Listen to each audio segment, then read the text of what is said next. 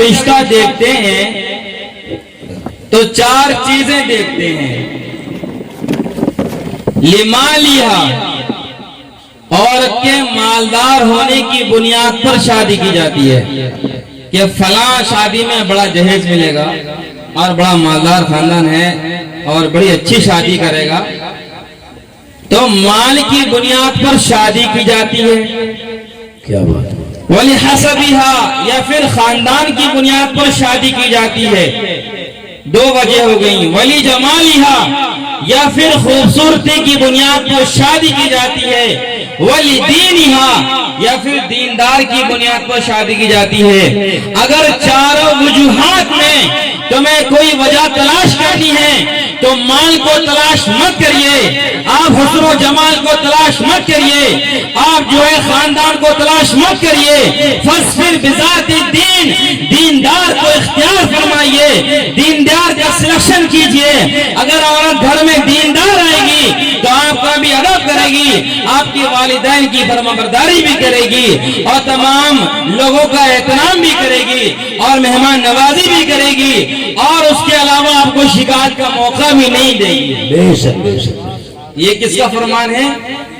نبی کریم صلی اللہ علیہ وسلم کا فرمان ہے کہ 4 وجہوں سے شادی کی جاتی ہے، اس میں سے تم دیندار کو تلاش کرو۔ بے شک بے شک دیندار ہوگی تو تمہارا گھر کو جنت نما بنا دے گی۔ بے شک۔ دوسری حدیث میں ارشاد فرمایا اللہ کے نبی صلی اللہ علیہ وسلم نے کہ جو شخص مال کی بنیاد پر شادی کرے گا اللہ تعالیٰ اس کے گھر میں تنگ دستی داخل فرمائے گا۔ جو حسن و جمال کی بنیاد پر شادی کرے گا اللہ تعالیٰ اس کے چہرے سے نور اور اس کی چمک چھین لے گا۔ جو خاندان کی بنیاد پر شادی کرے گا اس کے حسب و نسب میں وہ بات نہیں آئے گی جو بات آنی چاہیے، اور جو دیندار کی بنیاد پر شادی کرے گا اس کے لیے تمام چیزیں آسان ہو جائیں گی۔ تو تم دیندار کو اختیار فرماؤ۔ بے شک سبحان اس کو انشاءاللہ دیندار کو اختیار فرماؤ۔ اللہ کے نبی صلی اللہ علیہ وسلم نے دوسری حدیث میں 2 حدیث ہو گئی، اللہ کے نبی نے تیسری حدیث میں ارشاد فرمایا اربع من سنن المرسلین، کہ 4 چیزیں ایسی ہیں جو تمام نبیوں کی سنت ہیں۔ نمبر 1 التعطر، یعنی خوشبو لگانا، یہ تمام نبیوں کی سنت ہے۔ نمبر 2 السواک، یعنی مسواک کرنا، یہ تمام نبیوں کی سنت ہے۔ اسی طریقے سے الختان، ختنہ کروانا، یہ تمام نبیوں کی سنت ہے۔ اور چوتھی جو چیز ہے وہ نکاح ہے، یہ تمام نبیوں کی سنت ہے۔ بے شک بے شک بے شک۔ تمام نبیوں کی سنت ہے۔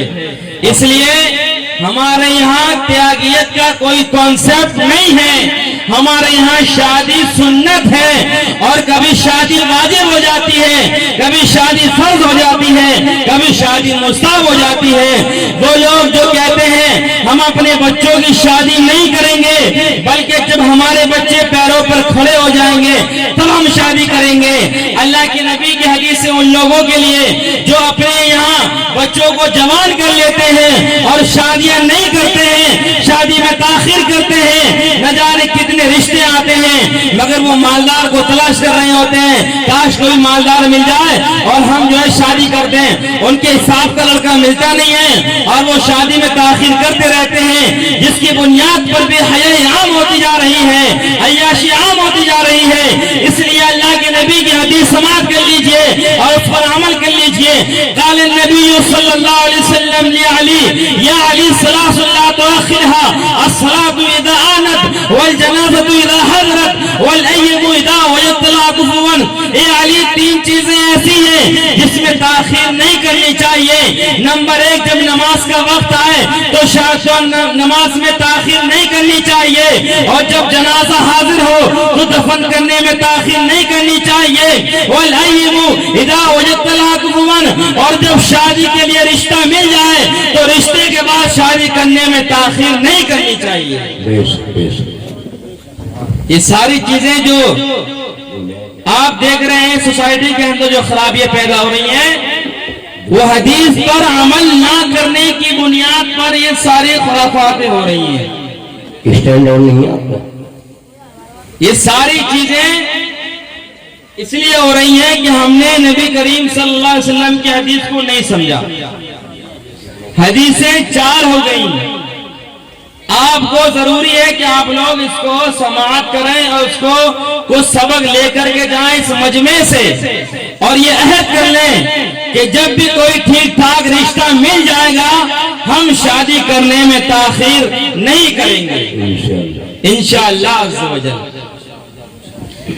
جب شادی کی جاتی ہے تو شادی میں بہت ساری رسمیں ایسی ہیں جو نہیں ہونی چاہیے اور ہوتی ہیں. وہ کیا کیا؟ مثال کے طور پہ منڈا ہے.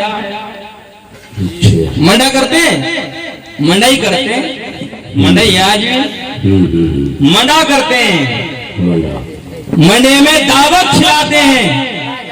بارہا کبھی ایسا بھی ہوتا ہے کہ منڈے میں دعوت کھلا دی اور جب وہاں شادی کا وقت آیا تو مہر میں انبن ہو گئی اور پھر دقت آ جاتی ہے. تو اگر کوئی دقت آ جائے تو پھر جو منڈے میں کھلایا تھا وہ تو واپس آ نہیں سکتا. لیکن اگر ولیمے میں کھلائے گا تو ولیمے میں جو ہوگا وہ شادی کے بعد کھانا کیا جائے گا. منڈے میں کھانا کرنا یہ ہمارا پرانا کلچر ہے, اسلام سے پہلے کا کلچر ہے. یہاں کے جو دوسری کلچر کے لوگ رہتے تھے ان کا طریقہ ہے, مگر جب اسلام آیا تو اسلام نے کہا کہ منڈے کی جگہ پر ہم کو ولیمہ کرنا چاہیے, کیونکہ منڈے میں صرف دعوت کا ثواب ملتا ہے, مہمان نوازی کا ثواب ملتا ہے, مگر ولیمے کے اندر مہمان نوازی کا بھی ثواب ملتا ہے اور ساتھ میں دعوت کا بھی ثواب ملتا ہے اور سنت رسول کا بھی ثواب ملتا ہے. سبحان اللہ سبحان اللہ, حق بات. تو منڈے کی جگہ ولیمہ کرنا چاہیے. ہم لوگ نبی کریم صلی اللہ علیہ وسلم کے فالوور ہیں, حضرت علی کو ماننے والے ہیں. آئیے آپ صلی اللہ علیہ وسلم کی تمام شادیوں کو آپ کے اپنے سامنے رکھ لیجئے. حضرت علی کی شادی رکھ لیجئے. حضور صلی اللہ علیہ وسلم نے حضرت عائشہ سے جب نکاح فرمایا تو کھانے کے لیے منع نہیں کیا بلکہ ولیمہ کیا, اور حضرت عائشہ کا جو ولیمہ کیا وہ ایک پیالہ دودھ سے ولیمہ فرمایا اور یہ بتایا کہ ولیمہ کرنا سنت ہے. حضور صلی اللہ علیہ وسلم نے جب دوسری شادی حضرت زینب بنت جہش سے فرمائی اس وقت بھی ایک بکری کا ولیمہ فرمایا. اس کے بعد میں اللہ کے نبی صلی اللہ علیہ وسلم نے حضرت صفیہ سے شادی فرمائی, اس وقت بھی منع نہیں کیا بلکہ ولیمہ فرمایا اور حلوہ بنا کر کے ولیمہ کیا گیا. اس کے بعد میں حضرت علی رضی اللہ تعالیٰ کی جب شادی ہوئی ہے تو حضرت علی نے منع نہیں کیا ہے بلکہ ولیمہ فرمایا ہے. یہ تمام بزرگ ولیمہ فرماتے ہیں تو ہم بھی ان کے نقش قدم پر چلنے والے ہیں. اس لیے ہمیں بھی چاہیے کہ ہم جو ہے منع چھوڑ کر کے اپنے ولیمے کا انتظام کریں تاکہ ہمیں کھانے کا بھی ثواب مل جائے اور سنت رسول بھی ادا ہو جائے. سبحان اللہ سبحان اللہ. انشاءاللہ بات میں آ رہی ہے. ابھی جب ہم لوگ نہیں کریں گے منع تو وہ ولیمہ تو کون کرے گا؟ کون کرے گا؟ نبی کی سنت ہے تو دعوت میں خرچہ اتنی ہو رہا ہے تو کیوں نہ ولیمہ کیا جائے. کوئی خرابی تو نہیں ہے, اس میں بھی دعوت ہی کھلاتا ہے انسان اور ولیمے میں بھی وہ کھانا ہی کھلاتا ہے, لیکن اس میں ڈبل ثواب ہے کہ سنت بھی ادا ہو رہی ہے. اب ضروری نہیں ہے کہ تینوں گاؤں کو نوٹ دے گا, جتنا اس کی کیپیسٹی ہے اس حساب سے اپنا ولیمہ کرے. اور ہمیں یہ رول چینج کرنا پڑے گا, آج نہیں تو کل نہیں تو 1 سال بعد, 1 سال بعد نہیں 2 سال بعد. کچھ تو ایسے نوجوان ہوں گے جن کے دل میں محبت رسول جاگے گی, جن کے دل میں ولیمے کی سنت جاگے گی اور وہ منع چھوڑ کر کے ولیمہ شروع کر دیں گے جب سے ولیمہ شروع ہو جائے گا انشاءاللہ. اب دقت یہ ہے کہ رواج ہے نہیں. اگر ایک آدمی نے ولیمہ کر لیا تو 3 کھانے ہو جائیں گے اس کے. منڈے میں تو مہمان آگے بغیر مانیں گے نہیں, تو منڈا بھی ہو جائے گا, کھانا بھی, اس کے بعد ولیمہ بھی بیچارے میں 3 دن کا ہو جائے گا.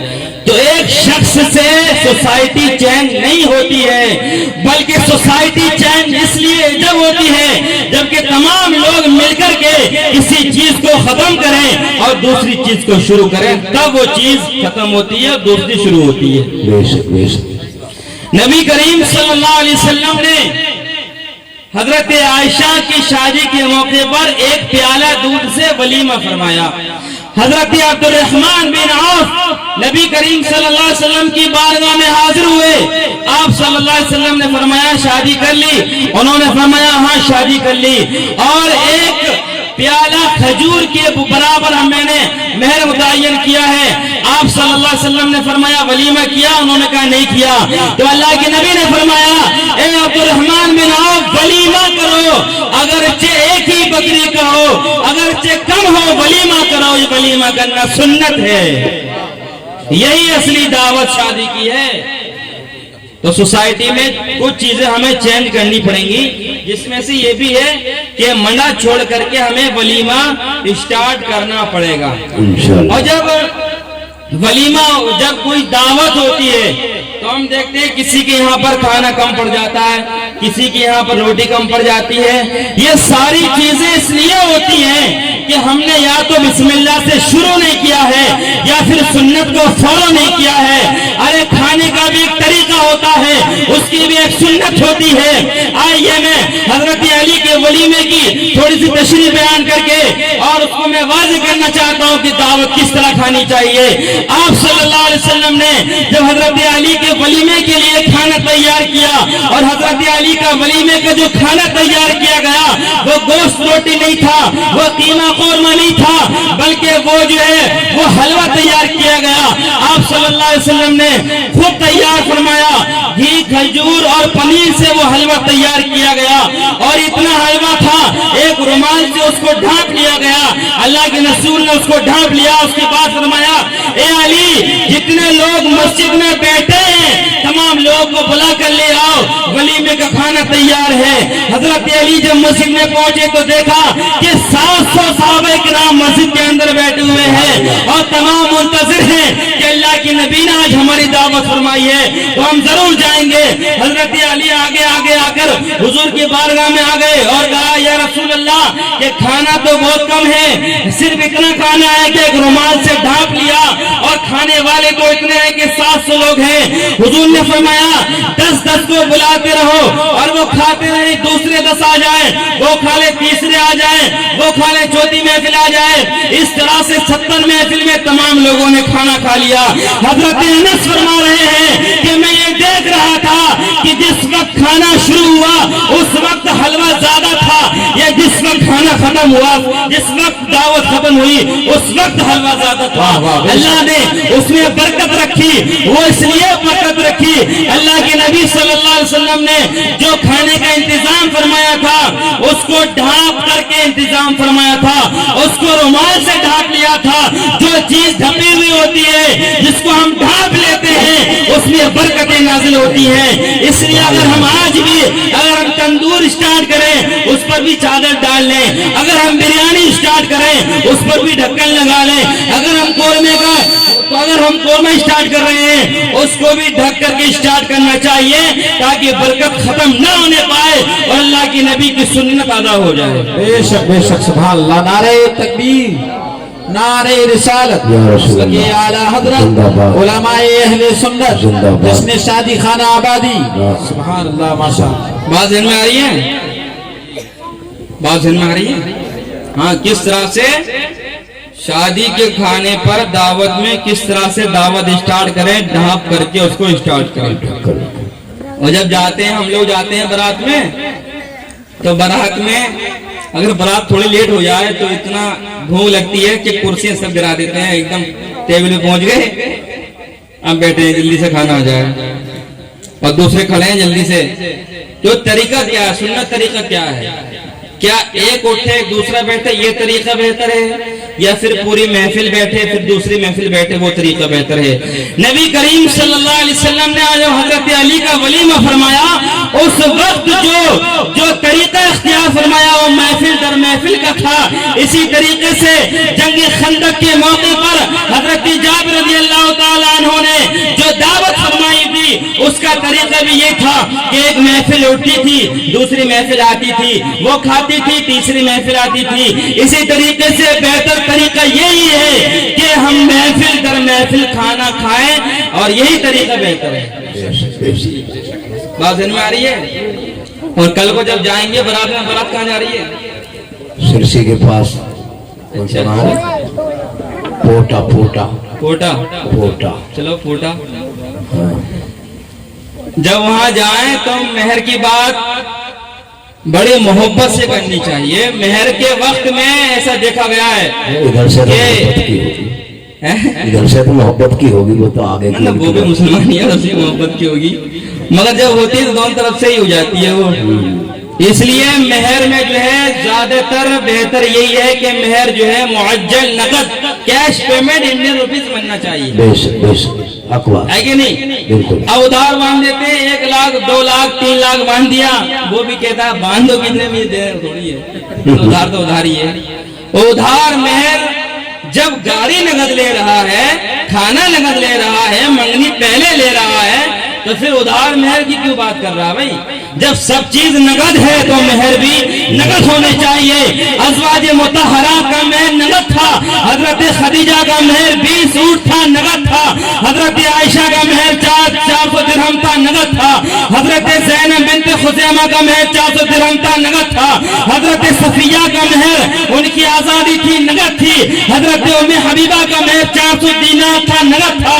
حضرت میمونہ کا مہر 400 درہم تھا، نقد تھا۔ حضرت جویریہ کا مہر ان کے خاندان کی آزادی تھی، وہ نقد تھی، اس لیے مہر نقد ماننا چاہیے۔ حضرت علی کا مہر نقد تھا، حضرت علی نے مہر میں اپنی زرع جو حضرت خدیجہ کو دی تھی وہ مہر معجل کے طور پر دی تھی، اس لیے مہر معجل نقد مہر ماننا چاہیے، ادھار کا طریقہ اختیار نہیں کرنا چاہیے۔ بے شک بے شک۔ ادھار کا طریقہ ابھی صحابہ کرام کی زندگی ہمارے لیے نمونہ عمل ہے، حضور کی زندگی ہمارے لیے اگزامپل ہے، تو ہم پھر اسی کو فالو کریں گے نا۔ تو حضور کا تمام ازواج کا جو مہر تھا وہ نقد تھا، اسی طریقے سے حضرت علی کا مہر بھی نقد تھا۔ اور جب شادی کی جائے تو اس میں 2 چیزوں کا بڑا اہتمام کرنا چاہیے۔ نمبر 1 خوشبو کا اہتمام کرنا چاہیے، نمبر 1 تھوڑے سے اتنے برتن کا اہتمام کرنا چاہیے جس سے کہ شوہر اور بیوی آپس میں محبت سے کھانا کھا کے اس میں آرام سے کھانا کھا لیں۔ اتنے برتن کا انتظام اور خوشبو کا انتظام کرنا چاہیے۔ حضور صلی اللہ علیہ وسلم نے جب حضرت فاطمہ کا نکاح فرمایا اس وقت حضرت بلال کو درہم دے کر فرمایا کہ جاؤ اس سے خوشبو کا انتظام کرو۔ حضرت ام سلمہ کو کچھ درہم دی اور کہا کہ جاؤ اس سے تم امور خانہ داری کا اہتمام کرو، یعنی خوشبو کا اہتمام بھی ہونا چاہیے اور تھوڑے سے برتن کا بھی اہتمام ہونا چاہیے، اور شادی کو آسان کرنا چاہیے۔ جتنی آسانی شادی میں ہوگی، شادی بہت آسان ہے۔ شادی کا مطلب کیا ہے؟ ایجاب و قبول۔ لڑکی کہتے کہ میں نے لڑکا قبول کیا، اسی طریقے سے وہ کہتے کہ میں نے قبول کیا، اس کا نام شادی ہے۔ مگر آج ہمارے یہاں پہ شادی کو اتنا مہنگا کر دیا گیا ہے کہ ہماری قوم کی بیٹیاں یہ سوچنے پر مجبور ہیں کاش ہم اس قوم میں پیدا نہ ہوئے ہوتے، اور یہی وجہ ہے۔ ایک لڑکی سے پوچھا گیا کہ تم نے اسلام سے کیوں منحرف ہو گئی، تم نے کیوں اسلام کو چھوڑ دیا؟ اس نے کہا اس لیے چھوڑ دیا، ہم 4 بہنیں تھے اور چاروں میں سے جب کوئی رشتہ آتا تھا تو رشتے کی بات بعد میں ہوتی تھی، پہلے مانگ جانچ ہوتی تھی، اور جب ہم اس اسلام سے دوسرے دھرم میں گئے تو وہاں پر کوئی مانگ جانچ نہیں تھی۔ حضرات محترم وہاں پر صرف کھانا، وہاں پر صرف اسٹامپ پایا اور اسٹامپ کے بعد شادی ہو گئی، اتنی آسان شادی ہو گئی جس کا ہمیں خیال بھی نہیں تھا۔ اے نوجوان ساتھیوں، اے غیور مسلمانوں، اس کی ذمہ دار کوئی اور قوم نہیں ہے بلکہ ہماری سوسائٹی ہے کہ ہم نے نکاح کو اتنا مہنگا کر دیا ہے کہ آج ہماری قوم کی بیٹیاں ہم سے متنفر ہیں اور ہم سے گھن کرتی ہیں اور دوسروں کے جہاں جا کر کے شادی رچا رہی ہیں۔ اللہ اکبر، اللہ ہے کہ نہیں؟ غور کرنا چاہیے، اور اتنی غور کرنا چاہیے کہ ہماری بیٹیاں کیا کر رہی ہیں اور ہمیں کس طرح سے اپنے بچوں کی تربیت کرنی چاہیے۔ اگر تربیت میں کمی ہو گئی اور 20 سال کے بعد جب تم تعویذ مانگنے آؤ گے ہمارا کوئی تعویذ کام نہیں کرے گا۔ جب 20 سال تمہارا کوئی تعویذ کام نہیں کیا تو 1 گھنٹے میں ہمارا تعویذ کیا کام کرے گا؟ تو 20 سال تمہارے سامنے رہی، اور جب شادی کی جاتی ہے تو باپ بھی دیکھ رہا ہے کہ میری بچی پردے کا اہتمام نہیں کر رہی ہے، میری بچی ماڈل بننا چاہتی ہے، اس کی بچی تمام لوگوں کے سامنے ڈانس بھی کرتی ہے، اس کی بچی بغیر پردے کے تمام گھر میں پھرتی بھی ہے، اور اس کے باوجود باپ کی آنکھیں بند ہیں، اس کے بھائی کی آنکھیں بند ہیں، اس کی ماں کی آنکھیں بند ہیں۔ جب سب کی آنکھیں بند ہیں تو ایک دن وہ ہوگا کہ وہ تمام کی آنکھیں بند کر کے چلی جائے گی، اور اس کے بعد میں ہمیں صرف ہاتھ ملتے رہ جائیں گے اور افسوس کریں گے جب اس کے سر پر دوپٹہ نہیں تھا، ہمیں اس وقت ٹوکنا چاہیے تھا کہ بیٹی تیرے سر پر دوپٹہ کیوں نہیں ہے۔ مگر باپ کو کوئی مطلب نہیں ہے، بھائی کو کوئی مطلب نہیں ہے، اور نہ ہی کوئی ماں کو کوئی مطلب ہے۔ جب تمہیں کوئی مطلب نہیں ہے تو کسی کو کیا مطلب ہوگا؟ اپنے گھر کی سیفٹی خود ہی کرنی چاہیے۔ اگر تمام لوگ اپنے گھر کے ذمہ دار بن جائیں گے، اور میں جانتا ہوں یہ جو نوجوان نسل ہے گھر میں جو چاہے جو کہے وہ اس کے گھر میں ہوگا، کیونکہ جو نوجوان تمام سوسائٹی کی جو ریڑھ کی ہڈی ہوتی ہے وہ اس قوم کے نوجوان ہوتے ہیں۔ جب نوجوان ہی دین سے ہٹ جائیں گے، جب نوجوان خود چاہیں گے کہ عورتیں بے پردہ ہو کر نکلیں اور ہمیں جو ہے وہ سکون ملے، تو پھر اس کے بعد میں کوئی سمجھانے والا نہیں آئے گا۔ اگر یہی نوجوان اپنے گھروں میں کنٹرول کر لے کہ اگر تمہیں اس دیکھنے جانا ہے، اگر تمہیں میلے میں جانا ہے، جو چیز خریدنی ہے ہمیں بتاؤ، ہم خرید کر لائیں گے۔ جب تمہارے لیے مسجد میں جانے کی پرمیشن نہیں ہے تو میلے میں جانے کی کیسے پرمیشن ہوگی؟ شادیوں میں جا کر کے بغیر دوپٹے کے پھرنے کی کیسے پرمیشن ہوگی؟ اس لیے میں قوم کے نوجوانوں سے کہنا چاہتا ہوں، ہم لوگ اپنے اپنے گھروں پہ کنٹرول کریں گے تو انشاءاللہ وہ دن بھی آئے گا کہ ہماری اسلامی مائیں بہنیں، ہماری اسلامی خواتین پردے میں محفوظ رہیں گی، اور ان کو میرا میلہ برا لگے گا، ان کو اپنے گھر میں رہنا محفوظ لگے گا، اور ان کو یہی کامیابی لگے گی کہ اللہ اور اس کے رسول کی محبت میں ہی کامیابی ہے، یہ ان کو محسوس ہوگا۔ کیا بات ہے کہ نہیں؟ بے شک حضرت عمر کے زمانے میں عورتوں کا باہر جانا بند ہو گیا، سمجھ رہے؟ تعلیم بھی ایسی ہونی چاہیے جس سے بچے کے اندر سدھار آئے، ایسی تعلیم جو تعلیم ہمارے بچے کو ماں کے سامنے آنکھیں دکھا رہی ہے، وہ تعلیم اچھی نہیں ہے، وہ تعلیم درست نہیں ہے، وہ تعلیم اسلامی تعلیم نہیں ہے۔ اسلامی تعلیم تو یہ ہے، قال النبی صلی اللہ علیہ وسلم ادبوا اولادکم علی ثلاث خصال حب نبیکم وحب اہل بیتہ وقراءۃ القرآن۔ اے لوگوں، اپنے بچوں کو تم تین چیزیں سکھا دو، ہائی اسکول بعد میں کرانا، انٹر بعد میں کرانا، وہ بھی کراؤ، مگر سب سے پہلے اپنے بچے کو تین چیزیں سکھا دو۔ نبی سے محبت کرنا سکھا دو، جب نبی سے محبت تمہارے بچے کریں گے، نبی کی تعریف پڑھیں گے، نبی کے ازواج مطہرات کو پڑھیں گے، نبی کی بیٹیوں کو پڑھیں گے، تو ان کے ذہنوں میں وہی باتیں آئیں گی جو وہ پڑھیں گے۔ نبی سے محبت کریں گے، گھر کا ماحول صحیح رہے گا۔ نمبر 2، نبی کے گھر والوں سے محبت کرنا سکھا دو، اور نمبر 3، قرآن پڑھنا سکھا دو۔ قرآن پڑھنا سیکھ جائے گی، تمام چیزیں آسان ہو جائیں گی۔ یہ بتائیے، میری باتیں آپ کے ذہن میں آ رہی ہیں؟ اس لیے یہ جو دور چل رہا ہے بڑا پرفتن دور ہے، آپ کو پتا بھی نہیں ہوگا، ہم کو بھی نہیں پتا ہوتا ہے کہ کتنے گہرے اسباب ہمارے گھروں کے اندر تک چلے گئے ہیں اور ہمیں پتا بھی نہیں ہے کہ نہیں؟ گھروں کے اندر چلے گئے اسباب۔ اب کیا ہوتا ہے، ایک چیز موجود ہے موبائل، اب کہیں جانے کی ضرورت نہیں ہے، تمام چیزیں اس کے پاس موجود ہیں، سمجھ رہے ہیں؟ موبائل دو گے بھائی، ان کے کوئی بزنس تھوڑی چل رہے ہیں، کوئی کچھ نہیں، کچھ کام بھی نہیں ہے، تو پھر موبائل کا کیا کام ہے بھائی؟ اگر کوئی دین کی بات سیکھنی ہے تو قرآن شریف ہے، حدیث کی کتابیں ہیں، اور بھی بہت ساری کتابیں ہیں مسئلے مسائل کی، اس میں سیکھ لو۔ نہیں انٹرنیٹ چلائیں گی، انٹرنیٹ چلائیں گی، فوٹو کھینچیں گے، تو پھر معاملہ، اور پتہ بھی نہیں ہوگا کہ معاملہ ہو رہا ہے، اس کے بعد میں خبر آئے گی کہ حضرت کو تعویذ کر دو، معاملہ بگڑ رہا ہے۔ جس طرح، اور ہاں ایک بات اور ہے، میں صرف یہ نہیں کہہ رہا کہ صرف اسلامی بہنوں پر کنٹرول کرو، اسلامی بھائیوں پر بھی کنٹرول کرو۔ اگر وہ رات کے 12 بجے گھر میں گھس رہے ہیں، ان سے پوچھو کہ تو رات کے 12 بجے کہاں سے تیرا کام چل رہا ہے؟ بھائی تو کہاں سے آ رہا ہے رات کے 12 بجے؟ تو رات کے 12 بجے ایئر فون لگا کر کے کیا سن رہا ہے؟ تیرا ایسا کون سا کام ہے؟ اللہ نے رات جو بنائی ہے وہ آرام کے لیے بنائی ہے، اور تو یہ موبائل چلا رہا ہے، تو یہ تیرا کیا کام پڑ رہا ہے اس میں؟ نہیں، بچے کو نہیں ڈانٹیں گے، بچے کو بھی ڈانٹنا چاہیے۔ جب لڑکی کو ڈانٹ رہے ہیں، اسلامی بہن کو ڈانٹ رہے ہیں، تو پھر لڑکوں کو بھی ڈانٹ کر رکھنا چاہیے۔ ان کی بھی موبائل کی تلاشی لینی چاہیے کہ موبائل سے کیا کرتا ہے، موبائل کہاں چلاتا ہے، رات کے 12 بجے آ رہا ہے، کہاں سے آ رہا ہے؟ رات کے 12 بجے کوئی کام نہیں چل رہا ہے، کوئی ٹنکی نہیں چل رہی ہے، سمجھ رہے ہیں؟ چوراہے پہ بیٹھ جاتے ہیں نوجوان، رات کے 12 بجے موبائل چلاتے رہتے ہیں، کوئی پوچھنے والا ہی نہیں ہے۔ اگر باپ کے علاوہ کسی اور نے کہہ دیا کہ بیٹھے ہو، تو وہ صدر ہے معاملہ، تمہارا کیا بگڑ رہا ہے بیٹھے؟ تو بچوں پر جو ہے تھوڑا کنٹرول کرو، اور شادی میں جلدی کرو جتنا ہو سکے۔ جتنی جلدی شادی ہوگی اتنا ہی گناہوں سے پاکی حاصل ہوتی چلی جائے گی، کیونکہ حضور صلی اللہ علیہ وسلم نے فرمایا من اراد اللہ، جو شخص چاہتا ہے کہ میں اللہ سے پاک ہو کر ملوں، اور جو چاہتا ہے کہ وہ اپنی ایمان کو مکمل کرے، تو وہ شادی کر لے۔ شادی ہو جائے گی تو اس کا ایمان مکمل ہو جائے گا۔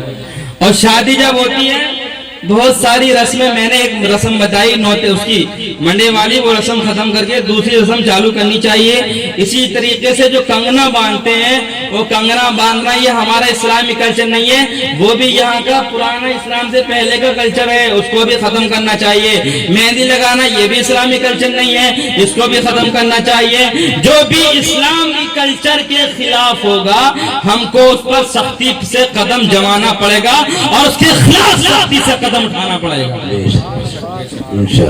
ہے کہ نہیں؟ کوئی چیز نہیں پہن سکتے، جو شریعت کا طریقہ ہے اسی کے مطابق چلیں گے تو زندگی ہماری آسان ہو جائے گی۔ اور جب وہاں پر پہنچتے ہیں وہاں وہ بھی بہتر ہے۔ سب سے بہتر طریقہ یہ ہے کہ جو نکاح کیا جائے وہ جمعے کے دن کیا جائے، اور سورج ڈھلنے کے بعد کیا جائے، سورج ڈھلنے کے بعد کیا جائے۔ اس کی دلیل یہ ہے کہ جب حضرت آدم علیہ السلام نے حضرت حوا سے نکاح فرمایا، اس وقت اس دن جمعے کا دن تھا، اور جو ٹائم تھا وہ سورج کے ڈھلنے کا ٹائم تھا۔ اور آج ہمارا حال یہ ہے کہ سورج تو ختم بھی ہو جاتا ہے، رات کے 12 بجے بارات چڑھ رہی ہے، اور اس کے بعد رات کے 2 بجے نکاح ہو رہا ہے، اور اس کے بعد کھانا کھا گھر پہ آ رہے ہیں، صبح کو پیٹ میں درد ہے، اور اس کے بعد میں طبیعت خراب ہو جاتی ہے۔ کیوں؟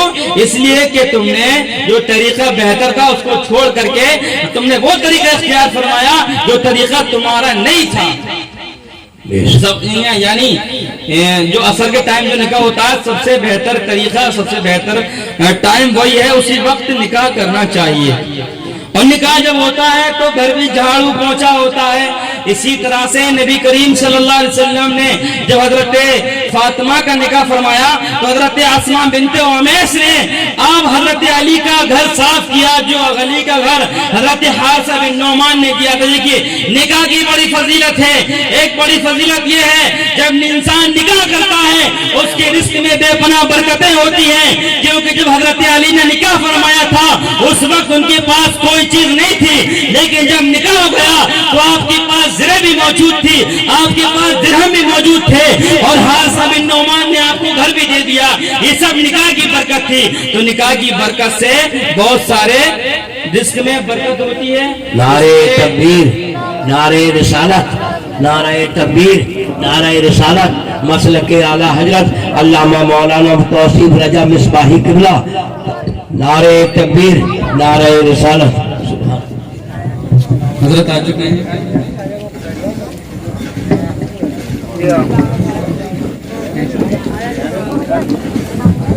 تو حضرات نکاح میں تاخیر، بیٹھ جاؤ حضرت تشریف لا چکے ہیں، بات مکمل کر لیتا ہوں۔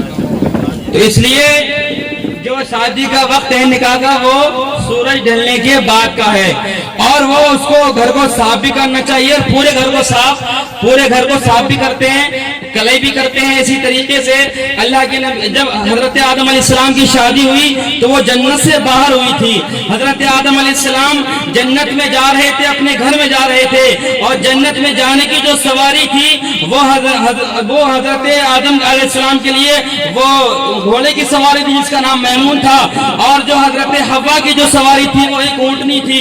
इस तरह से ये पूरा काफिला, ये पूरी बारात जन्नत की तरफ गई, और जब जन्नत के गेट पर पहुंची तो अल्लाह ने जन्नत के खादिम से फरमाया कि तुम जन्नत को सजा दो। तमाम जन्नत को सजा दिया गया, और हजरत आदम अलैहिस्सलाम जन्नत में टहलने लगे। उसके बाद जन्नतुल फिरदौस में पहुंचे तो आपके लिए वहाँ खाने का भी इंतजाम था।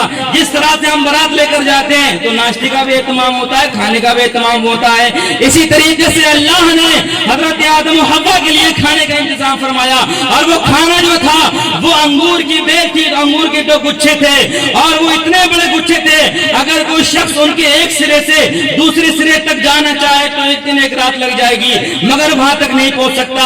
खाने का भी इंतजाम था जन्नतुल फिरदौस में।